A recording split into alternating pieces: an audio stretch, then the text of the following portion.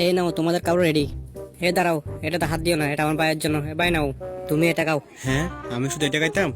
ওর ভাইকে ভালো ভালো খাবার দেওয়া হচ্ছে, আর আমার বেলা এটা।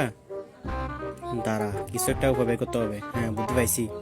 টিস্যু পেপারটা নিয়ে এইভাবে রাখতে থাকি, যাতে চম্পা বুঝে এখানে কিছু দিছি আমি। এই তো চম্পা চলে আসছে, এখন দেখা যাক চম্পা কি করে। এই দাঁড়াও, এই খাবারটা তুমি খাও, এটা আমার ভাই খাবে না। না, এটা তোমার ভাই কাক। না, এটা তুমিই খাও, আমার ভাইয়ের জন্য আমি আবার বানাবো। ওকে, আমি খাচ্ছি। চম্পাকে একটু বোকা বানাই। এই নাও ভাইয়া, তুমি এক পিস খাও।